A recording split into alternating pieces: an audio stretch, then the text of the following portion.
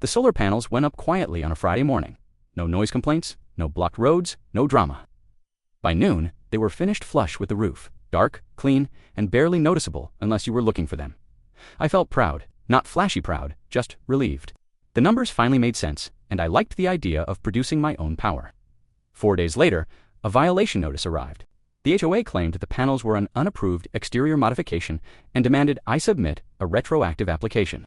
Until approval was granted, I was fined daily.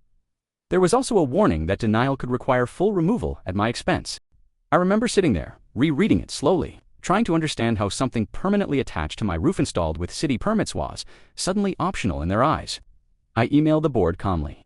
I attached the permit, inspection approval, and installation diagrams showing the panels followed roofline requirements. Their reply came back short and firm. All exterior modifications require HOA approval prior to installation. That wording bothered me, so I started reading. The HOA rules mentioned solar panels once, vaguely, with no clear standards. Then, I checked state law. That's where everything changed. My state had a solar access statute that limited how much HOAs could interfere with residential solar installations. They could request reasonable placement adjustments, but they could not delay approval, impose fines, or require removal if panels met safety and code standards. Mine did. I printed the statute and highlighted the relevant sections. Then, I walked the neighborhood.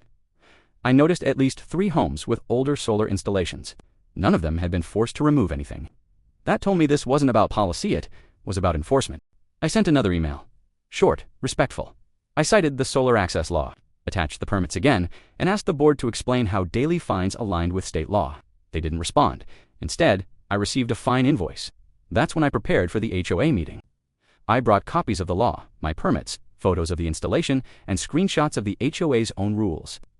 When my turn came, I didn't argue. I didn't accuse. I simply explained the timeline, the installation, and the law. Then I asked one question.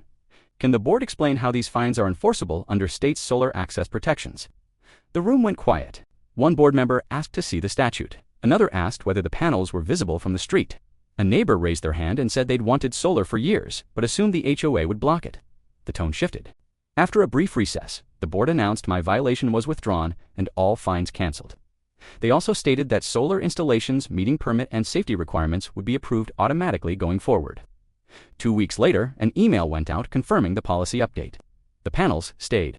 Now, when I check my energy app and see the meter running backward on sunny days, I feel a quiet sense of satisfaction. Not because I beat the HOA, but because I didn't let outdated rules stop something that was already protected.